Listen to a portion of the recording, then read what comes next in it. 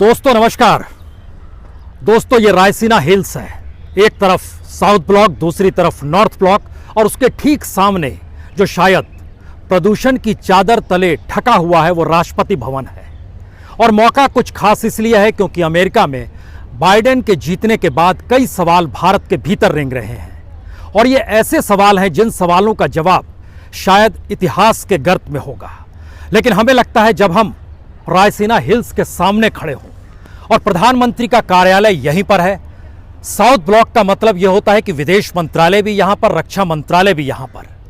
और इस दौर में भारत की जो भी वैदेशिक नीति रही, जो भी आर्थिक नीति रही, ना जाने क्यों वो प्रधानमंत्री के इर्द गिर्द ही घूमती चली गई। और यहां खड़े होने का मतलब है शायद आज़ादी के बाद भारत के तमाम प्रधानमंत्रियों के जरिए इस देश की विदेश नीति को समझना, इस देश की आत्मसम्मान के लिए किस तरीके से देश के तमाम प्रधानमंत्रियों ने, चाहे वो अमेरिका के राष्ट्रपति के सामने का सवाल भी क्यों ना रहा हो, झुका कोई नहीं।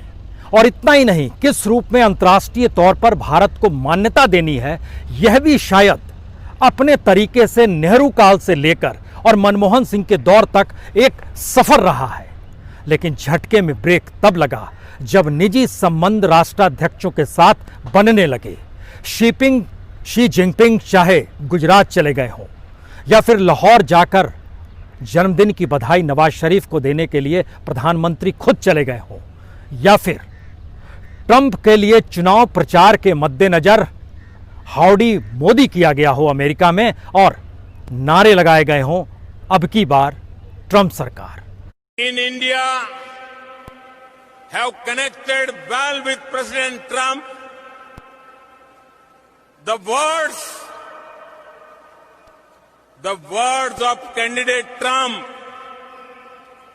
अब की बार ट्रंप सरकार।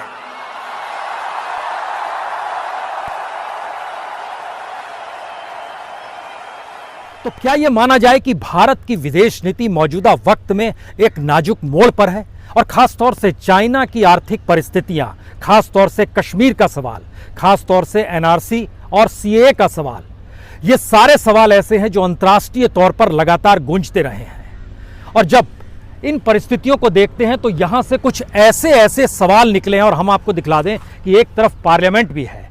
इस पार्लियामेंट के भीतर भी अमेरिका के साथ संबंधों को लेकर कई मौकों पर बहस हुई है। हमें लगता है कि आज उन दस्तावेजों के साथ जब हम आपके साथ जुड़े हैं तो जिन बातों का जिक्र करना चाहते हैं आज उसे आप ध्यान से सुनिएगा। नेहरू ने 1950 में पहली बार एजुकेशन को लेकर अमेरिका के साथ संबंध के तार जोड़े थे और उस वक्त ये बात निकल कर आई थी कि भारत के लोग अमेरिका जाकर किस रूप में पढ़ाई करेंगे।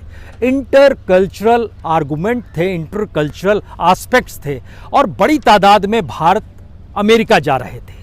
लेकिन 1965 का पाकिस्तान के खिलाफ युद्ध जो हुआ, उस युद्ध के वक्त अमेरिका ने पाकिस्तान का ही साथ दिया था और भारत के ऊपर पाबंदी लगा दी थी कि वह किसी भी हालत में अनाज सप्लाई नहीं करेगा। उस वक्त देश के प्रधानमंत्री लाल बहादुर शास्त्री इसी पीएमओ में, यहीं पर वो पीएमओ था जहां से उन्होंने दस्तावेज को साइन किया था और उन्होंने कहा था कि भारत अमेरिका के सामने नहीं झुकेगा।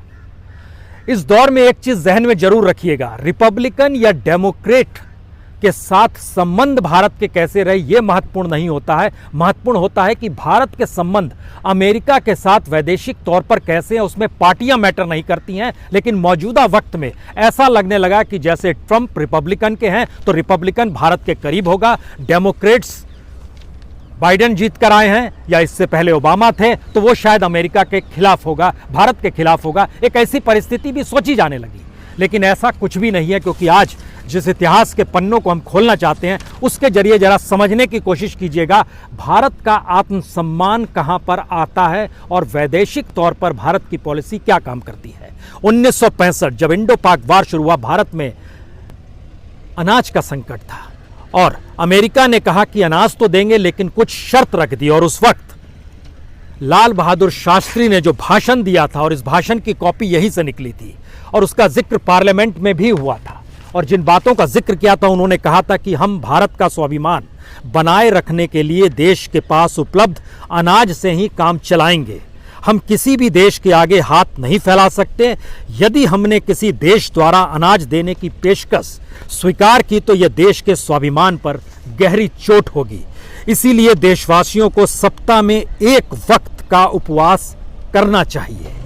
इससे देश में इतना अनाज बच जाएगा कि अगली फसल आने तक अनाज की उपलब्धता बरकरार रहेगी। लाल बहादुर शास्त्री ने उस वक्त जो नारा दिया था, पेट पर रस्सी बांधो, साग सब्जी ज्यादा खाओ, सप्ताह में एक दिन उपवास करो, देश को अपना मान दो।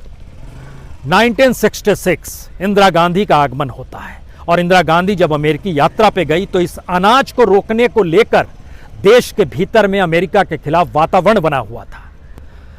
लेकिन जिस एजुकेशन को नेहरू ने अपने तौर पर इंप्लीमेंट किया था, जिसको इंडो यूएस एजुकेशन फाउंडेशन कहते हैं, जो 1950 में बना था, 1966 में उस पर हस्ताक्षर होने थे। इंदिरा गांधी ने बहुत साफ तौर पर कह दिया, भारत में विरोध हो रहा है, मैं हस्ताक्षर नहीं करूंगी। और इतना ही नहीं, उस वक्त treaty on the non proliferation of nuclear weapon यानी एनपीटी को लेकर जो हस्ताक्षर होने थे वह भी इंदिरा गांधी ने नहीं किए। और फिर याद कीजिए 1971 का वार, उस वक्त अमेरिका फिर से अपने 7वें वेड़े को भेज चुका था, लेकिन इंदिरा गांधी घबराई नहीं और अंतर्राष्ट्रीय मीडिया को दिए गए इंटरव्यू में, जो इंटरव्यू यहीं पर लिया गया था, उस इंटरव्यू में बहुत साफ तौर पर इंदिरा गांधी ने कहा, हम अपनी संप्रभुता को किसी भी हालत में आंच आने नहीं देंगे, चाहे अमेरिका हमारे दरवाजे पर आकर खड़ा भी क्यों ना हो जाए। इसका मतलब है कि देश के लिए, इसका मतलब है कि देश को मजबूत कैसे बनाना है, इस बात का हम आपसे जिक्र कर रहे हैं। लेकिन इस सफर में जब आप आगे बढ़ेंगे और तमाम परिस्थितियों के साथ मौजूदा वक्त में आएंगे तो एक सवाल आपके भीतर होगा। अंतर्राष्ट्रीय मंच पर अमेरिकी राष्ट्रपति का भाषण जब तमाम जगहों पर दिखाया जा रहा था, वो क्या कह रहे थे, और जो उन्होंने पॉलिसी पेपर जारी किया उसमें उन्होंने किस बात का जिक्र किया, हमको लगता है यह भी जरूर जानना चाहिए। क्योंकि आज जब उन्होंने भाषण दिया तो उन्होंने बहुत साफ तौर पर कहा, एक तो बहुत साफ तौर पर एक संदेश था कि मैं एक ऐसा राष्ट्रपति बनने का वादा करता हूं जो तोड़ने की बजाय जोड़ने का काम करेगा, जो लाल रंग वाले या नीले रंग वाले राज्य को नहीं देखेगा बल्कि संयुक्त राज्य अमेरिका को देखेगा, यानी no blue state no red state. वो अमेरिका का राष्ट्रपति होगा, किसी पार्टी का राष्ट्रपति नहीं होगा। इस संदेश के मतलब क्या है? इस संदेश का मतलब है कि ट्रंप ने स्थिति नाजुक कर दी। यकीन जानिए, अमेरिका की रीढ़ टूट गई है और अमेरिका अब उस रीढ़ को मजबूत करना चाहता है बाइडेन और कमला हैरिस के जरिए, और इसके भाषणों में इनको नजर आया है। अब आइए उस पॉलिसी पेपर पे जिसमें भारत का जिक्र है। वो पॉलिसी पेपर बहुत साफ तौर पर भारत को लेकर कुछ सवाल खड़े करता है। अपने पॉलिसी पेपर में मानवाधिकार को लेकर चिंता कश्मीर सीए और आरसीए को लेकर बहुत साफ तौर पर बाइडेन ने दिखलाई है, जताई है। डेमोक्रेट्स का पेपर इस बात का गवाह है। उन्होंने अपने भाषण में कहा, भारत में धर्मनिरपेक्षता और बहुनस्ली के साथ साथ बहुधार्मिक लोकतंत्र की पुरानी परंपरा है। ऐसे में सरकार के ये फैसले बिल्कुल ही उलट हैं।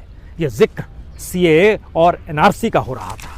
और कश्मीर के मद्देनजर खास तौर से जिस बात का जिक्र बार बार हो रहा है, क्या अमेरिकी रुख भारत को कश्मीर को लेकर जो दिल्ली से पॉलिसी बनी है और श्रीनगर में उसका विरोध हो रहा है, क्या उसके बीच में आकर अमेरिका कोई अंतर्राष्ट्रीय दबाव के तौर पर काम करने लगेगा या फिर एक नई परिस्थिति बन जाएगी? इस बात का भी जिक्र है, क्योंकि उनके पॉलिसी पेपर और भाषण का जो शब्द है, कश्मीर लोगों के अधिकारों को बहाल करने के लिए भारत को चाहिए कि वो हर कदम उठाए।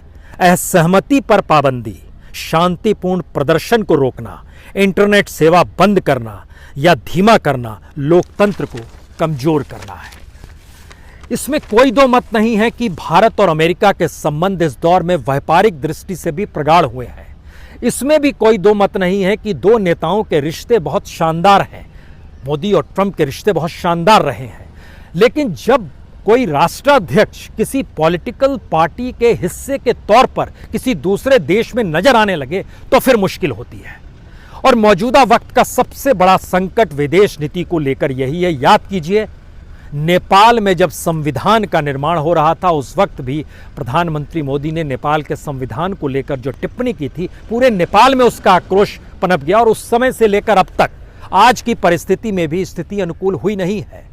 और अंतर्राष्ट्रीय शक्तियां, जिसमें जाहिर तौर पर चाइना का जिक्र होगा। चाइना ने नेपाल के भीतर घुसपैठ की इनकार नहीं, आज वो सीमा पर बैठा हुआ है।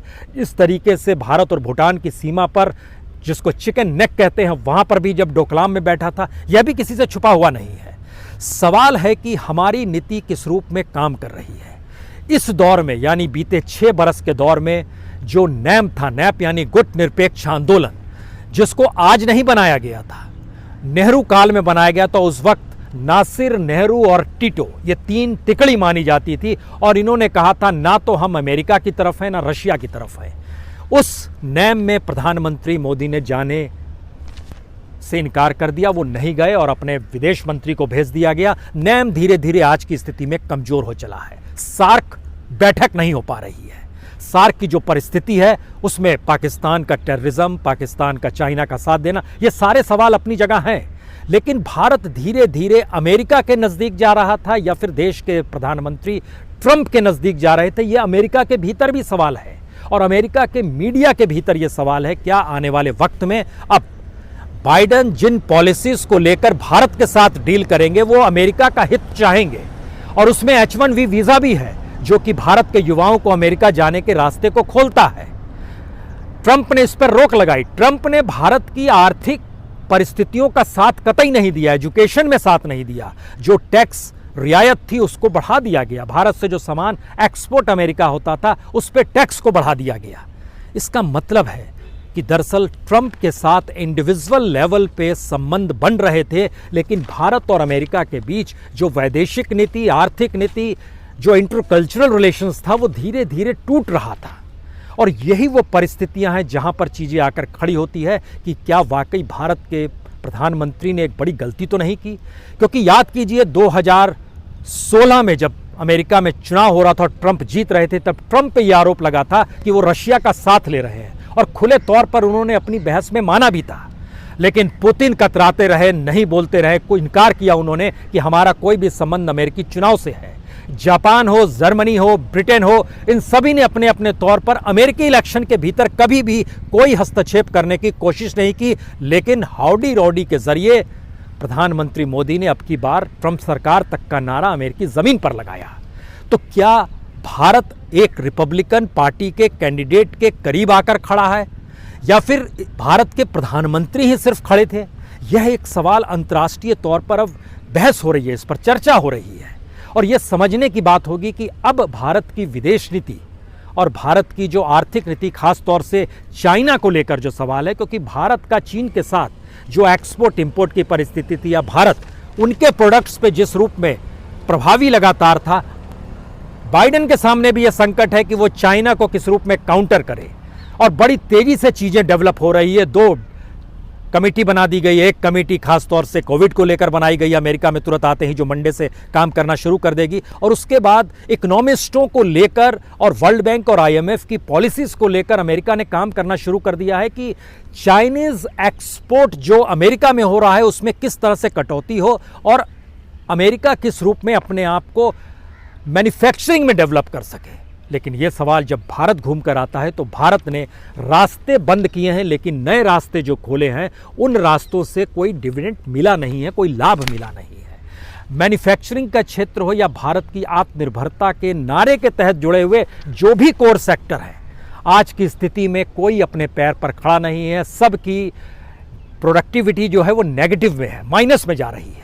हमारी GDP दुनिया में सबसे कम स्थिति में आ गई, जो इस दौर में -23 तक पहुंच गई, और 2021 फाइनेंशियल ईयर में माना जा रहा है कि GDP -10% से ज़्यादा नीचे रहेगी। इसके मतलब क्या है? इसके मतलब है कि अब भारत को अंतर्राष्ट्रीय मंच पर अपनी मौजूदगी को दर्ज कराने के लिए अपनी ताकत का एहसास कराना होगा। सिर्फ भाषण देने से काम नहीं चलेगा कि 130 करोड़ लोग, और हमारे रिश्ते बहुत नज़दीक के हैं, जो शी जिनपिंग के साथ थे, जो नवाज शरीफ के साथ थे, जो ट्रंप के साथ थे, ये सारी बातों के जिक्र करने से काम नहीं चलेगा।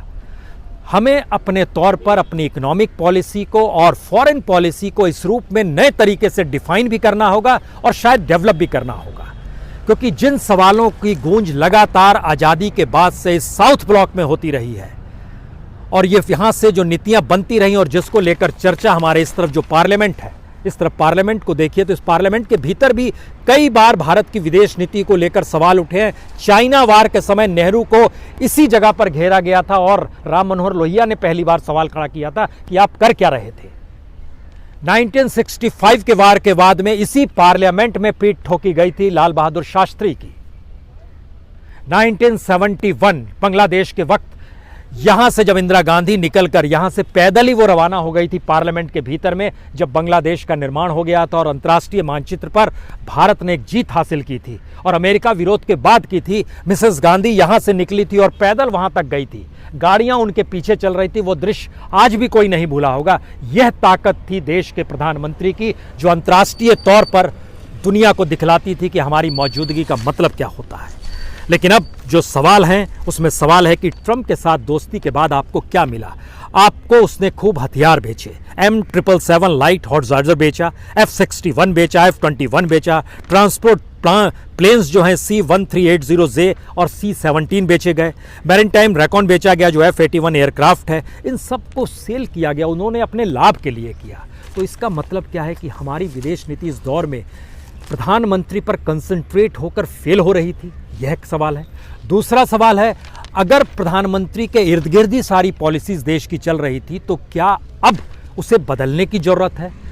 और इस देश को इस वक्त में जब पूरी दुनिया के भीतर में संकट है और भारत के सामने संकट है, तो जिस स्टेट्समैन की जरूरत है, अमेरिकी राष्ट्रपति कह रहा है हम black state, white state, blue state में हमको मत बांटिए, हम अमेरिकन प्रेसिडेंट हैं, हम डेमोक्रेट्स के रिपब्लिक प्रेसिडेंट नहीं है, इस बात का वो जिक्र कर रहे हैं। इसका मतलब बहुत साफ है कि अब उन्हें इस बात का एहसास है कि अंतर्राष्ट्रीय तौर पर चीज़ें जिस रूप में डेवलप होंगी। और ख़ास तौर से एक आखिरी सवाल, इतनी बड़ी तादाद में भारत के स्टूडेंट्स दुनिया भर के देशों में जाते हैं, उसमें सबसे ज़्यादा तादाद 1950 में जब नेहरू ने संबंध बनाए थे, उस समय ट्रूमैन हुआ करते थे अमेरिकी राष्ट्रपति, उनके साथ जब संबंध बनाए थे तो भारतीय स्टूडेंट्स की आवाजाही शुरू हुई थी। अमेरिकी डाटा बतलाता है कि दुनिया में चाइना के बाद भारत ही वो देश है जहां से सबसे ज़्यादा छात्र पढ़ने दुनिया में जाते हैं और अमेरिका में भी जानते हैं। और जानकर हैरत होगी कि अमेरिका में जाने वाले छात्रों की संख्या में 52% अगर चाइनीज़ है तो 34% इंडिया है। चाइना 34% है और इंडिया 18% है। दोनों मिलाइएगा तो 52% इन्हीं दोनों देशों के हिस्से में आता है। और टोटल फॉरेन स्टूडेंट्स की तादाद जो है वह तकरीबन 11 लाख है, जो पिछले साल का डाटा हम आपको बतला रहे हैं। और जो अंडर ग्रेजुएट का प्रोग्राम है उसमें लगभग 30,000 बच्चे जाते हैं, ग्रेजुएट प्रोग्राम में 90,000 बच्चे जाते हैं, जो अदर प्रैक्टिकल ट्रेनिंग है उसमें 85,000 बच्चे जाते हैं। इन्हीं के साथ HB1 वीज़ा जुड़ा हुआ है। और अमेरिका भी जानता है कि दरअसल अलग अलग तरीके से जितने लोग अप्लाई करते हैं उसमें अमेरिका की कमाई अंतर्राष्ट्रीय छात्रों से तकरीबन $44 बिलियन की होती है। बाइडेन इस रोक को हटा देंगे। सवाल है वो अपने देश की इकोनॉमी देखेंगे और अपने देश के संबंधों को देखेंगे। और भारत के सामने नया सवाल ये है कि जिन इश्यूज़ पर वो एक पॉलिटिकल पार्टी के तहत आगे बढ़ गई, चाहे वो CA का सवाल हो, NRC का सवाल हो, कश्मीर को लेकर भी जो उलझने नई देश के भीतर में सवाल है, और इन सारे मुद्दों के मद्देनज़र भारत को जिस रूप में अंतर्राष्ट्रीय मंच पर देखा जाता है वह हिंदू, मुस्लिम, सिख, ईसाई, अलग अलग धर्म, अलग अलग जाति, सबों का समावेश, इस विविधता को माना जाता है। और शायद बाइडेन की जीत भारत के लिए एक चेतावनी भी है कि आने वाले वक्त में भारत की पॉलिसीज कम से कम इस रूप में नहीं, एक व्यक्ति के इर्द गिर्द नहीं होनी चाहिए और अंतर्राष्ट्रीय राष्ट्राध्यक्षों के साथ निजी संबंध कतई नहीं होने चाहिए। और उस देश की अपनी पॉलिटिकल सिस्टम के भीतर में भारत की हिस्सेदारी कम से कम वैदेशिक नीति के तहत होनी चाहिए, व्यक्ति विशेष के तहत नहीं होनी चाहिए। 3 बातें खुलकर आने वाले वक्त में साफ नजर आएगी: मानवाधिकार का सवाल, पर्यावरण का सवाल और भारत की बदलती विदेश नीति का सवाल।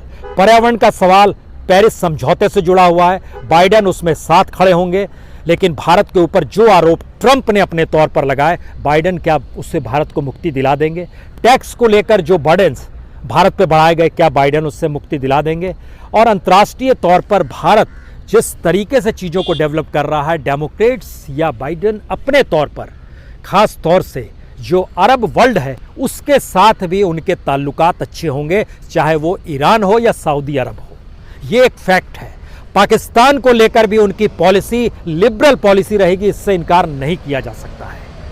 ऐसे में भारत को कौन सी पॉलिसी अपनानी है, मेरे ख्याल से ये शायद आने वाले वक्त में पॉलिसीज यहीं से निकलेगी। साउथ ब्लॉक यहीं पर है, प्रधानमंत्री ऑफिस यहीं पर है, देश के रक्षा मंत्रालय यहीं पर है, यहीं से वो पॉलिसी निकलेगी और जिसके ज़रिए इंतजार करना होगा कि अब संबंधों के नए तार अमेरिका के साथ किस रूप में जुड़ेंगे, जो भारत और अमेरिका की परिस्थितियों को प्रगाढ़ बनाएंगे। उसमें यह मैटर नहीं करता है कि आज ये प्रधानमंत्री है, कल वो प्रधानमंत्री है, परसों कोई और रहेगा।